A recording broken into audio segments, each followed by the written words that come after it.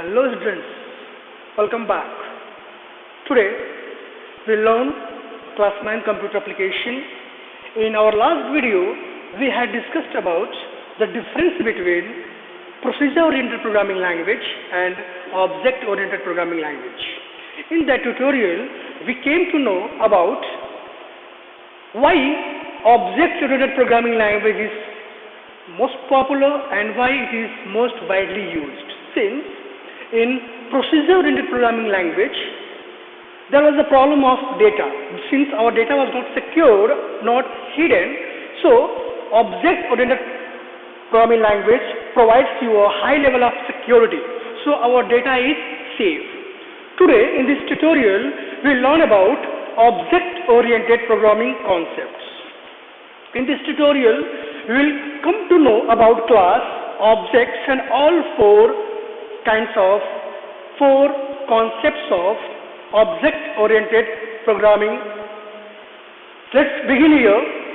First of all, let me tell you one more time about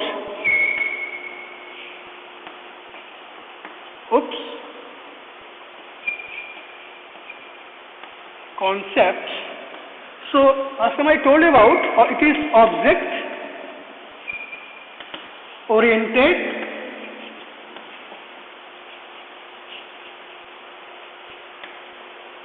programming. Object programming S denotes as system. Sometimes it is called structure as well. Structure also. So if you see somewhere object-oriented programming system or structure, both are, don't confuse, both are same, either system or structure. So in this object-oriented programming, it is a paradigm, you can say, paradigm or methodology.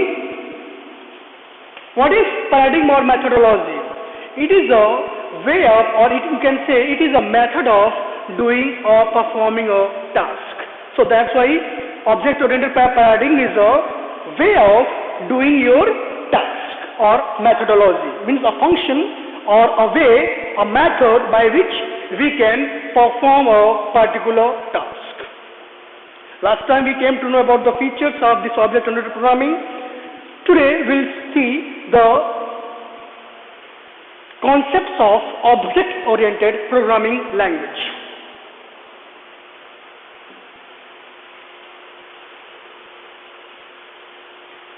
Basically, you can say here, let me write six pillars of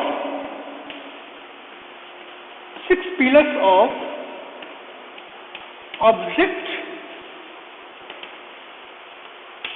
oriented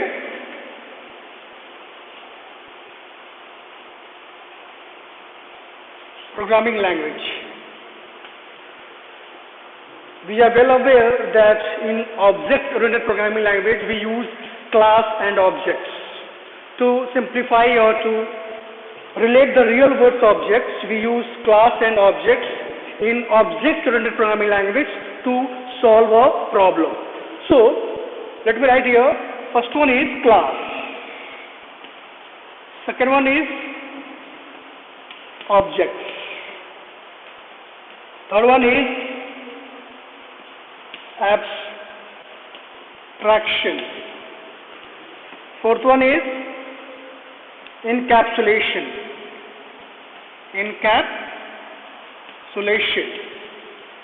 Fifth one is polymorphism.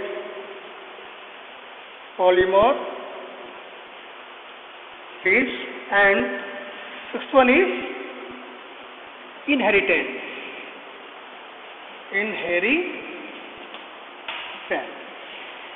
So, these are the six pillars of object-oriented programming language. They are class, object, abstraction, encapsulation, polymorphism, and inheritance. So, we will start one by one. We will just learn one by one, and we will try to relate all these concepts to the real world, and from the real world only we'll try to fetch out the definition of each and every concepts. So before that, okay, go ahead. So class, first of all go with the class, and then objects, then abstraction, encapsulation, polymorphism and inheritance. So we'll take out the definitions, you can say, from the real world object. So we'll just correlate with the real world objects and we'll try to find out the definition. So let's go with the class.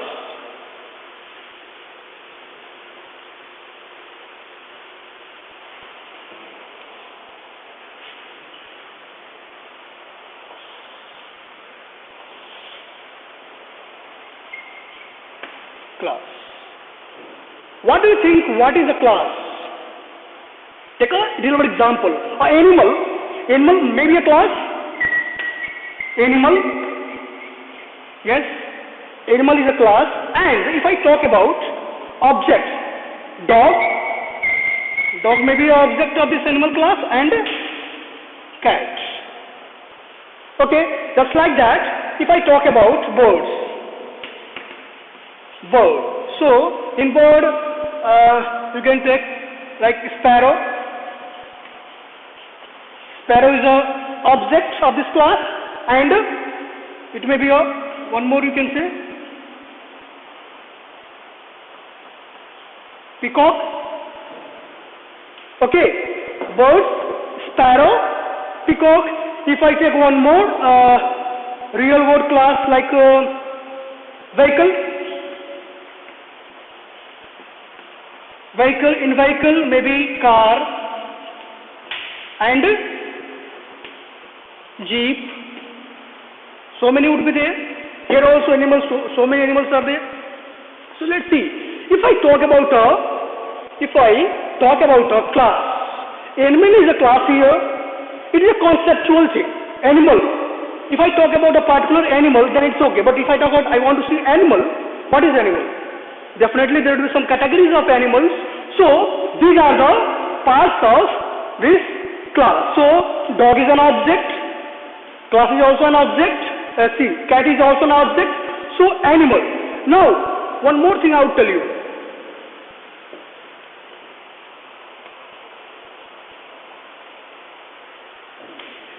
In this one. So from this part we can fetch out, we can take out the definition, because see, if I talk about animal, it is not a real world entity. Why it is not a real world entity? Because it is only a conceptual thing.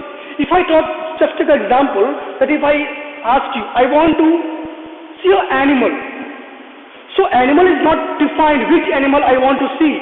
So this is only a conceptual thing, a blueprint or a template. But if I talk about dog, so now it is clear. I want to see a dog. That's okay. Now it is totally clear. So dog, cat, these are the real world entities. It means these are the objects of animal class, and these two are the objects of that animal class, object of that class. Clear?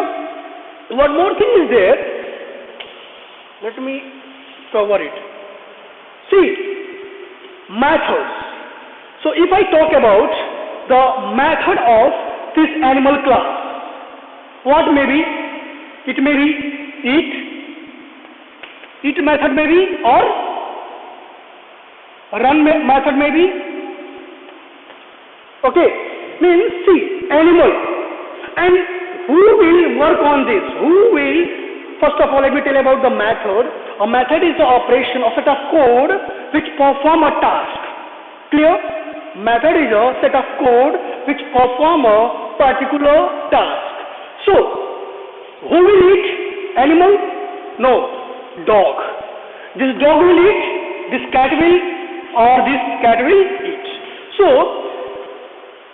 class, okay, then objects which are the instance of this class, and these dogs will do some task. Who will do the task? Animal will not do. Animal is a conceptual thing, but actually dog will do some particular task. So this is a task only. Eating a task, running is a task, and so many tasks are there.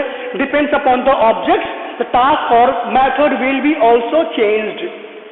The behavior of different objects will be definitely different. Sometimes it would be same also, but for the different objects may have different behaviors. So we will just try to write the definition from this one. Class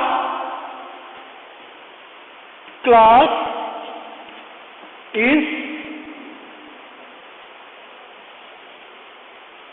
the collection of objects, because see here, animal class, but different objects are there. Two objects, it may be have many also. So class cat, tiger is there, cow, goat, horse, elephant, giraffe. So these are the collection of this animal class. So we can say in our definition that class is a collection of objects. Second definition, just now I told you that in animal is a conceptual thing, because this tells which object we are talking about. It is used to differentiate different objects. Okay, so this is not a real world entity. So you can write here, class is not a real world entity. It is a blueprint. It is a blueprint or blueprint, template, you can say, template or what you can say, or prototype, you can say, prototype. Because this is the class from where the different objects can be created. So that's why class is not a real world entity, because it is a conceptual thing. Class is not a real world, but it is a blueprint. It is a blueprint from where the different animals can be created. And template or prototype. The third one, as I told you, see, if I talk about animal and you keep a dog, so since animal is not a real world entity, so definitely class will not occupy any kind of space. Correct? Class is not a real world entity, so definitely animal will not have any kind of space, but definitely dog will have. Just take an example that you just keep a dog at your home. So if I talk animal acquire or animal occupy space, it is not correct, because animal is a conceptual thing and it is not a real world entity. But if I talk about dog, if you keep a dog at home, so definitely this dog will occupy space. So you can say that class does not occupy space, but object has. So I can write class does not occupy space. So this is the basic of class. Class is a collection of objects. That's correct. Many objects can be created. Class is not a real world entity. It is a blueprint, template or prototype, because definitely it is not a real world. So it is from this template, from this blueprint, I can create many objects. I can generate many objects. So it is a template. Third one, class does not occupy space. Why? Because class is only a conceptual thing. Class is not a real world entity, so that's why it will not occupy space also. I gave you example of that animal. If you keep a dog at your home, so especially that dog will acquire space.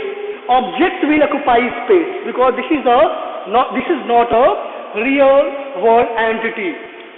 One more thing, I talked about methods. So who will use these methods? Animal or these objects? These objects, because this is not a real world. Animal, if I talk about, if I talk about animal, so it is not clarified which animal I am talking to. So, dog will use these methods. Dogs, cat, and all different objects will use the methods in their real world entity. Now, just let me give you a syntax of writing class.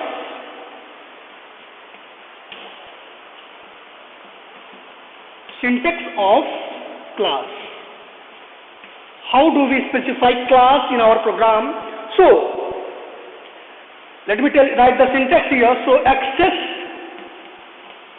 modifier will come first. Then class keyword, and then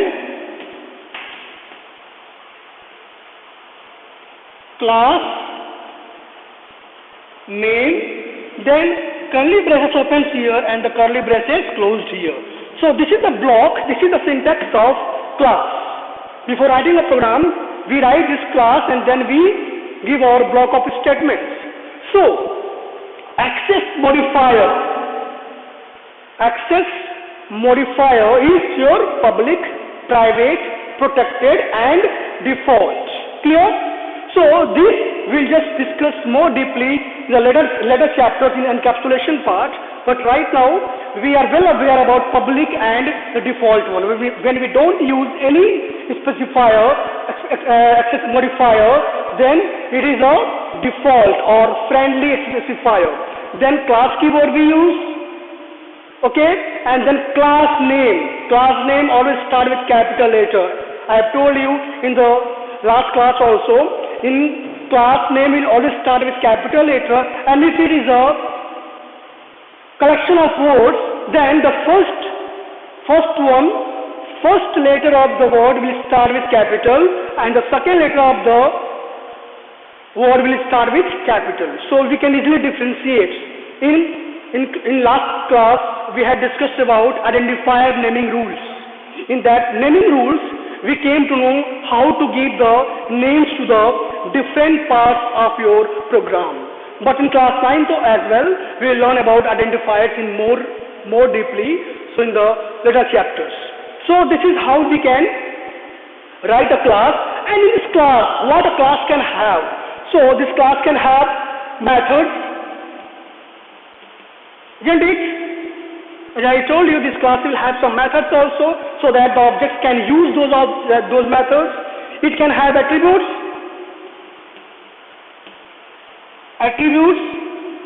Attributes means data, variables. Variables can be kept in the class. Okay. Then constructors.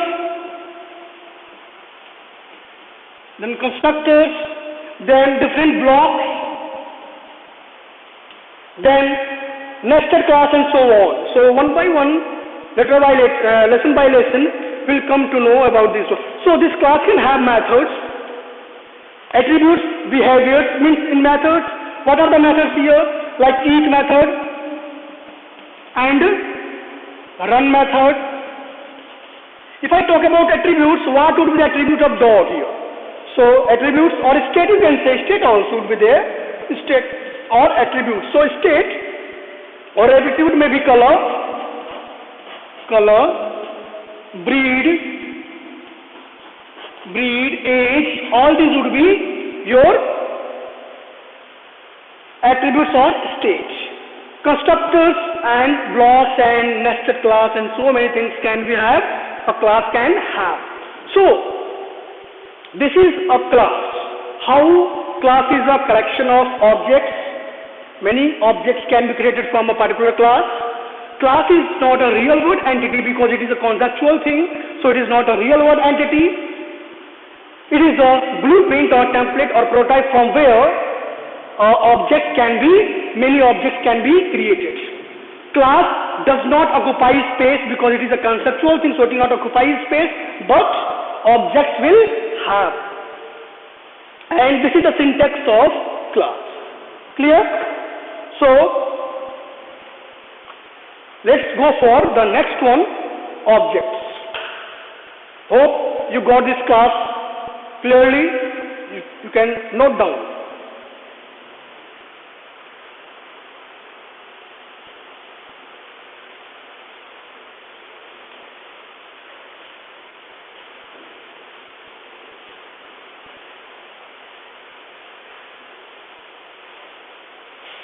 So the same we can have animal here for understanding the objects. Eat and run it was, yes, run, and it was dog,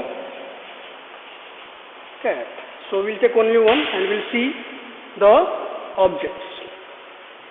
If I talk about object, what you can say? Object, what is the definition of object here? If I talk about, see, this object is part of this class itself, because from this class only this object was created. So we can write object is an instance of a class. Object is an instance of a class. Since from this animal class only this was created, so we can write object is a instance of a class. Second one would be, last in a class I told you that this animal is not a real world entity. So it was not having any kind of space, but objects was having. So object is a real world entity. Clear? Because if I talk about dog in real I can see, cat real I can see, but animal, if I talk about animal, it is a conceptual only. So object is a real world entity. And the third one would be, animal is a conceptual, so it will not have any kind of space. But dog, cat, if I keep a dog, definitely this dog will occupy some spaces. So object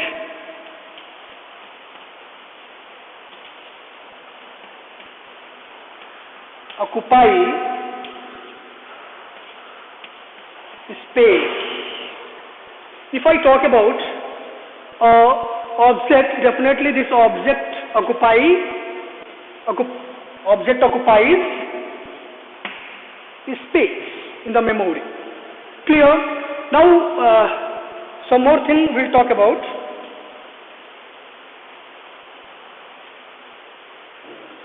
This object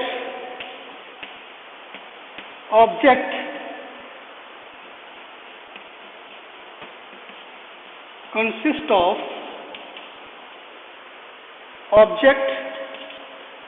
of what object can have? We are talking about what object can have. So object can have, first of all, attributes, or you can say identity. It will have identity, because this dog, cat, this will have some particular names. So in identity, name, ID and all can come. Then object can have a particular state, attribute. In this one, because this dog will have some kind of attribute or variables like color will have, breed will have, age will have, okay? Identity, state or attribute, and what will have? Identity, state, attributes, and it will have behavior. Behavior, you can call it methods or functions. It will have some kind of behavior, because this behavior is being done by objects, and behavior means the those methods which are being used by this dog. So definitely, if I talk about a dog, if I talk about a cat, they will do some task, okay? And these tasks are called methods or behavior. So behavior, methods. So this is your objects. Clear?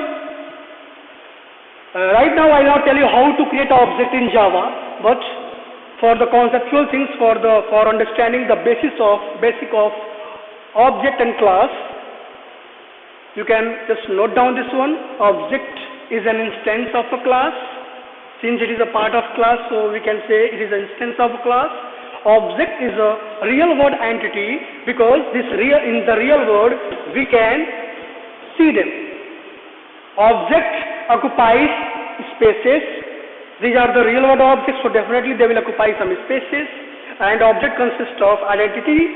This will have some identity. If the real world objects will have some identity like color, for dog, color, for identity, name, ID, okay. For state and attributes, color, breed and age will be there. For behavior or methods, what a object can do, okay.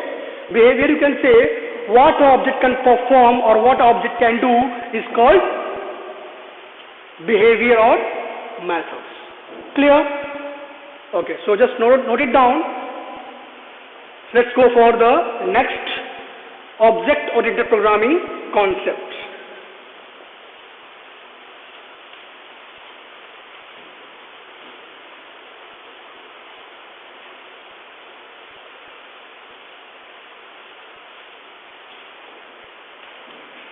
Next one is abstraction.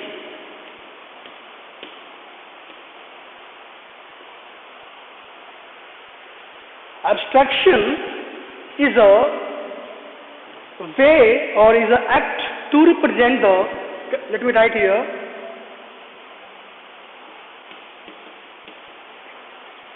it refers to act of representing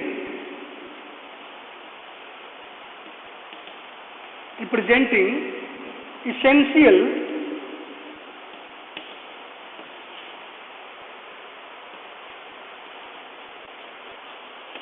of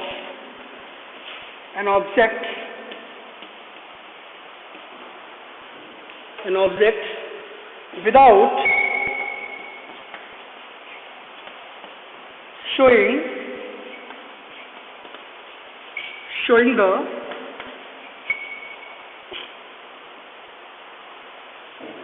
it refers to the act of representing essential features of an object without showing the background details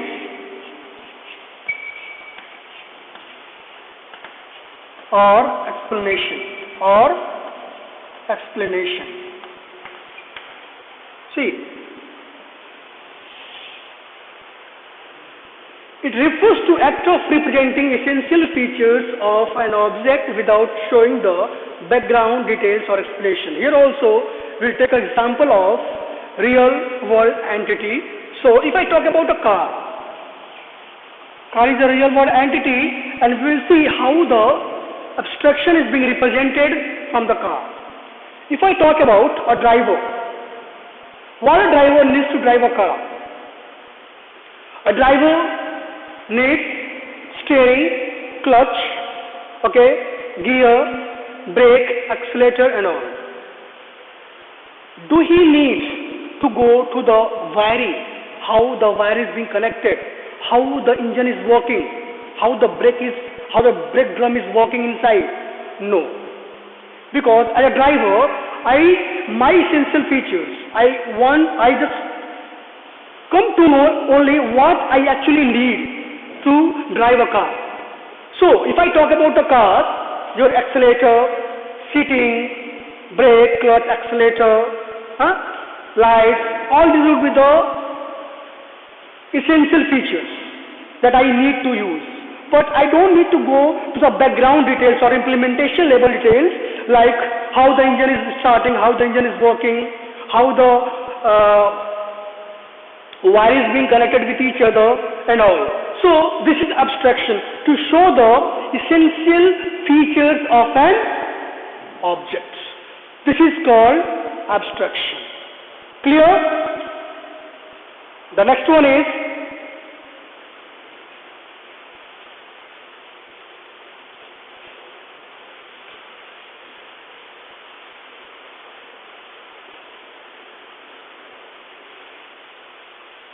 so we can take one more example of abstraction like your switchboard. For this switchboard, we need to use only switches to on or off the fan on lights. Do I need to go how the switch circuit is, how the switchboard is working inside, how the wires are being connected? As a user, we don't need. Because depends upon the user, the abstraction would be different.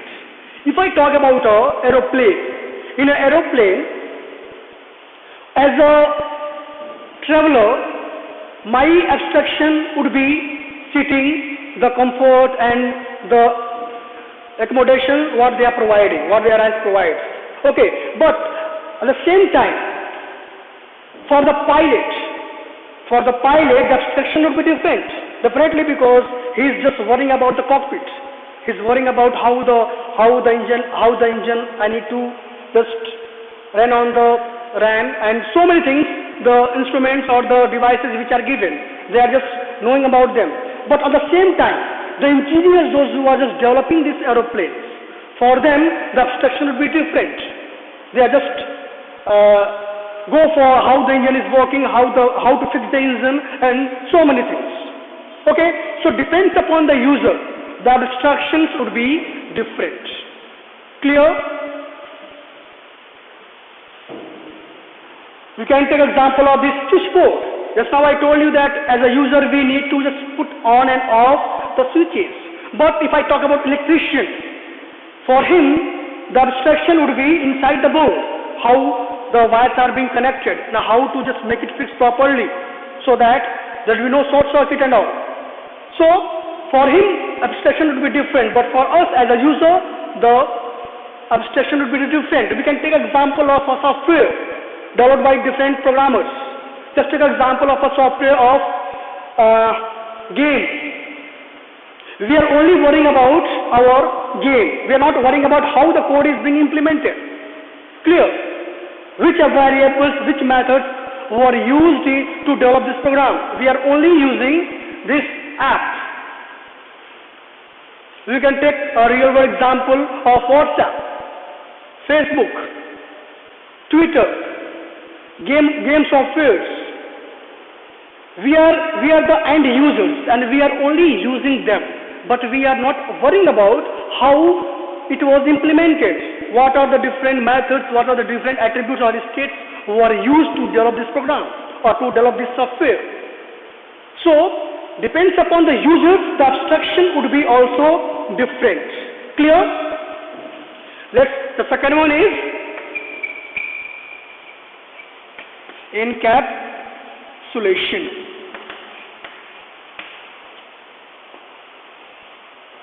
Encapsulation, the definition would be wrapping up of data, wrapping up of data and operation, you can say operation or function in a single unit is called encapsulation.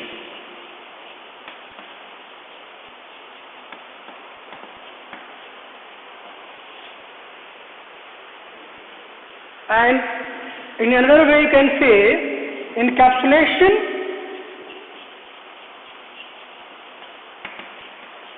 is a way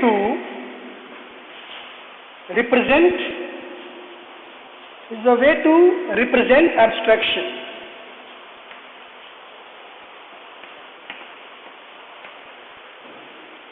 Encapsulation actually hides our data so that it can be protected from the accidental use. Encapsulation is a way to hide our data so that accidentally it cannot be used by somebody else. Or encapsulation is a way to represent abstraction.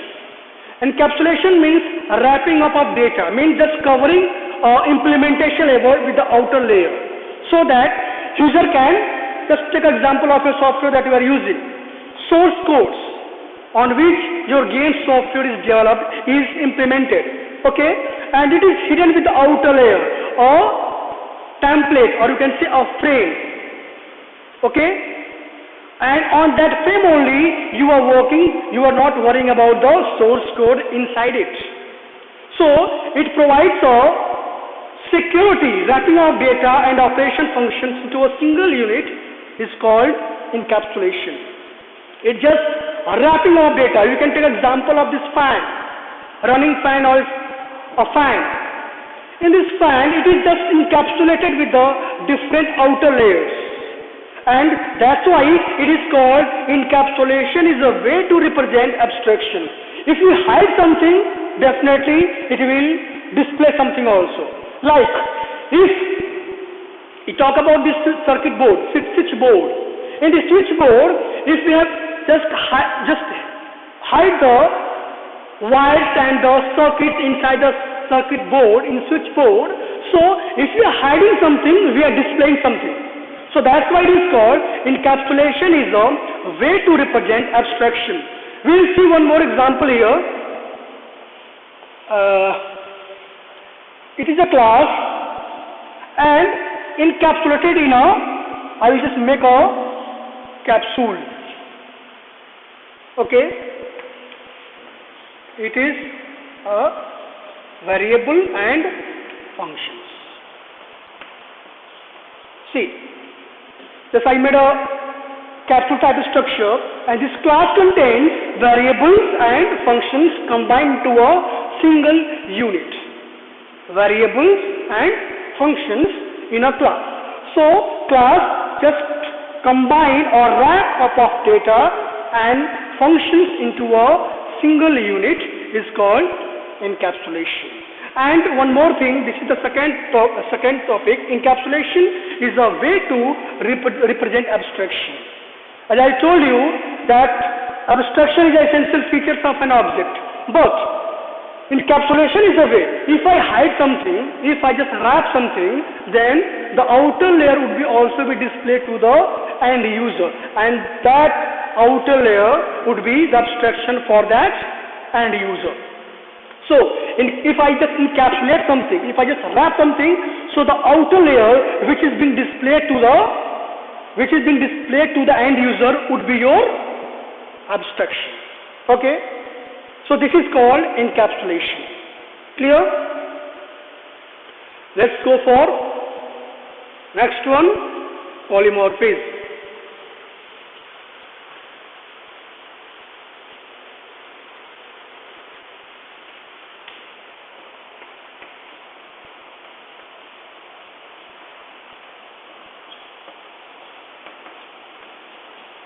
Polymorphism. In this concept, it is made up of two words, that is Greek word poly. Poly means many, and morphism means forms.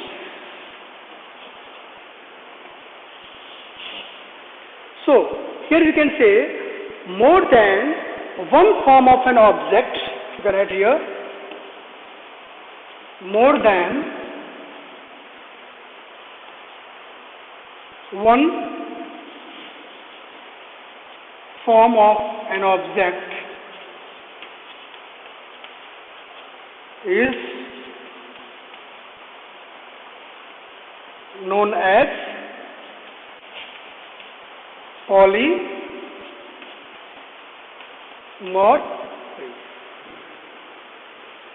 See, a particular object can perform multiple tasks, depends upon the situation. We can take an example of a bell, a school bell. When the first bell rings. When the first bell rings, on the same time maybe class 9th is studying computer, but maybe on the same time class 10th is studying history, or the same time maybe class 8th is studying English. So see, only one bell rang, but the different objects are behaving differently. So in this polymorphism, if one object can perform many tasks, one object can perform many tasks depends upon the situation. And this polymorphism is a feature of object-oriented programming concept for reusability. A same object can be used multiple times in our program. Same object can be used multiple times in our program.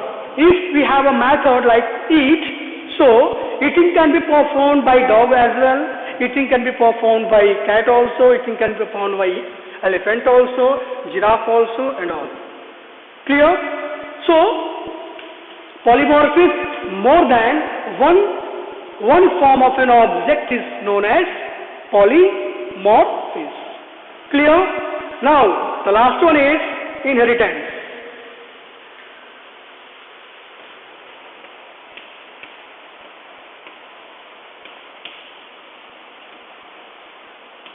Inheritance. In inheritance, acquiring the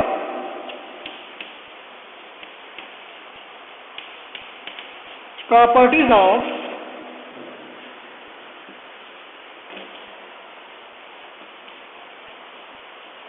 parent class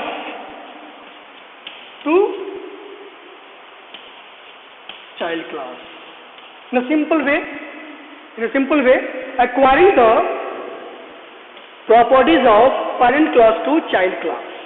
Definitely in the real world also, children can acquire some properties from their parents.